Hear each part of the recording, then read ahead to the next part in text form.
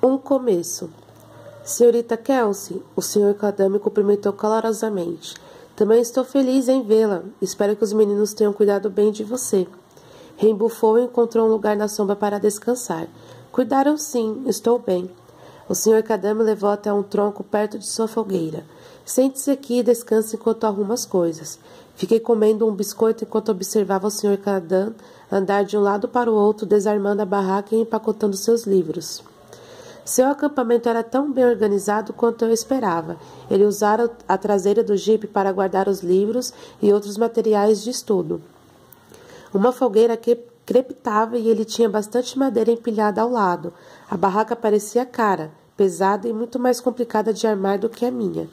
Ele contava até com uma escrivaninha dobrável coberta por papéis mantidos no lugar por pedras limpas e lisas. Eu me levantei e olhei os papéis curiosa. Sr. Kadam, essas são as instruções, as traduções da profecia de Durga? Ouvi um grunhido e um leve silvio quando o Sr. Kadam puxou uma pesada estaca no chão. A barraca subitamente se dobrou, formando uma pilha de lona verde. Ele se ergueu para responder à minha pergunta. Sim, comecei a trabalhar na tradução no monólito. Estou achando que precisamos ir a Ramp. Também já tenho uma ideia melhor do que estamos procurando. Apanhei suas anotações. A maior parte delas não estava escrita em inglês. Enquanto eu bebia água, minha mão se dirigiu ao amuleto que Kishan tinha me dado. Sr. Kadam, Kishan me deu seu pedaço do amuleto, na esperança de que ele vá me proteger. O senhor o protege? O senhor ainda pode ser ferido? Ele terminava de guardar a barraca embalada no jipe. Então se recostou no para-choque e disse: o amuleto ajuda a me proteger de ferimentos graves, mas eu ainda posso me cortar ou cair e torcer o tornozelo. O Sr. Kadam esfregava a barba aparada pensativo. Eu já tive mal-estares, mas não doenças graves. Meus cortes e contusões saram rapidamente, embora não tão rapidamente quanto os de Ren e Kishan. Ele pegou o amuleto que pendia no pescoço e o examinou com atenção. Os diferentes pedaços podem ter propriedades diferentes. Não sabemos de fato a extensão de seu poder. Trata-se de um mistério que pretendo solucionar um dia. O importante, porém, é não correr riscos. Se alguma coisa parecer perigosa, evite-a. Se algo a perseguir, corra. Entendeu? Entendi. Ele soltou o amuleto e voltou a guardar as coisas no jipe. Fico feliz que Kishan tenha concordado em deixá-lo com você. Concordado? Pensei que fosse ideia dele. Não, a verdadeira razão de Ren querer parar aqui era conseguir o amuleto. Não iria embora sem convencer Kishan a deixá-la ficar com ele. Confusa, eu disse. Pensei que estivéssemos tentando convencer Kishan a se juntar a nós. O Sr. Kadam sacudiu a cabeça com tristeza. Sabíamos que havia pouca esperança de que isso acontecesse. Kishan tem se mostrado indiferente a todos os esforços que fiz para recrutá-lo para a nossa causa. Ao longo dos anos, tentei convencê-lo a sair da selva e levar uma vida mais confortável na casa, mas ele prefere ficar aqui. Assenti. Ele está se punindo pela morte de Yasubei. O Sr. Kadam me olhou surpreso. Ele falou sobre isso com você? Sim, ele me contou o que aconteceu quando Yasubei morreu. Ainda se culpa. E não só pela morte dela, como também pelo que aconteceu com ele e com Ren. Eu me sinto muito triste por Kishan. Para uma pessoa tão jovem, a senhorita é muito compassiva e perspicaz. Que bom que Kishan confiou em você. Ainda há esperança para ele. Ajudei-o a reunir os seus papéis e guardar a mesa e a cadeira dobráveis. Quando acabamos, bati levemente no ombro de Ren para avisá-lo que estávamos prontos para partir. Ele se levantou devagar, arqueou as costas, contraiu a cauda e então enroscou a língua em um bocejo gigante. Depois de esfregar a cabeça da minha mão, ele me seguiu até o jipe.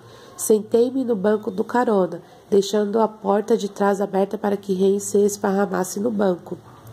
De volta à estrada, o Sr. Kadam parecia até gostar de zigue-zaguear pela trilha de obstáculos de cepos de árvores, arbustos, pedras e buracos. O amortecedor do jipe eram excelentes, mas eu ainda tinha que me segurar com força na alça da porta e me firmar no painel para não bater a cabeça no teto. Por fim, nos vimos outra vez no asfalto, liso, seguindo para sudoeste. O Sr. Kadam me incitou. Fale-me sobre sua semana com os 2 tigres. Espiei Ren no banco de trás. Ele parecia estar cochilando, por isso resolvi começar a lhe contar sobre a caçada. Depois voltei no tempo e falei sobre todo o resto. Bem, quase todo o resto.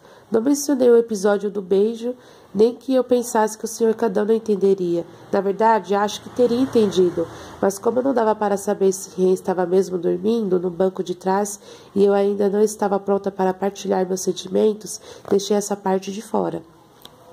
O Sr. Cadão estava interessado em saber principalmente de Kishan.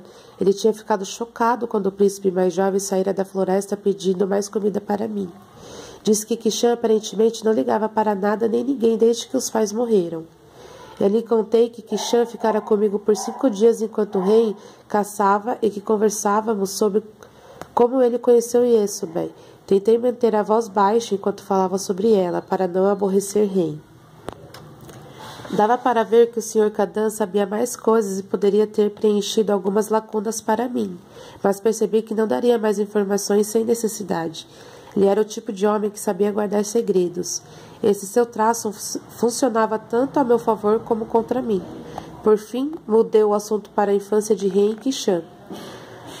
Os garotos eram o orgulho e a alegria dos pais, principalmente príncipes reais com um dom para se meterem em encrencas e saírem delas com a ajuda de seu charme. Eles podiam ter tudo o que quisessem, mas precisavam se esforçar para merecer. O Sr. Cadã sorria ao relembrar a infância dos irmãos. Deshen, a mãe, era pouco convencional para os padrões da Índia. Ela os levava disfarçado para brincar com crianças pobres. Queria que os filhos fossem abertos a todas as culturas e práticas religiosas. O casamento com o pai deles, o rei Rasharan, foi a união de duas culturas. Ele a amava e fazia suas vontades, não se importando com o que as outras pessoas pensavam.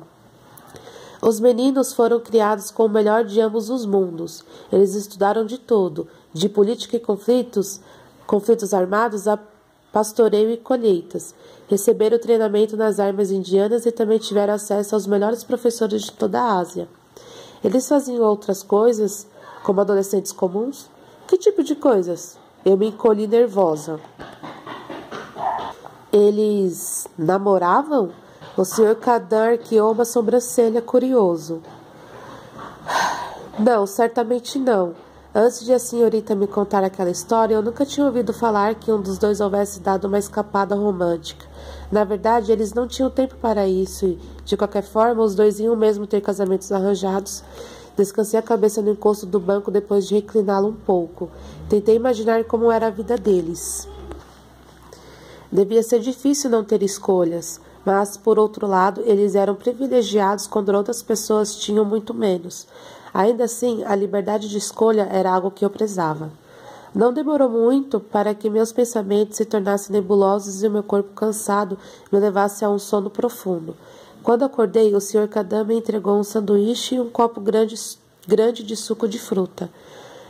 Coma alguma coisa. Vamos pernoitar em um hotel para que você tenha uma boa noite de sono e uma cama confortável para variar. E quanto a Ren? Escolhi um hotel que fica perto da selva. Podemos deixá-lo ali e apanhá-lo quando estivermos partindo.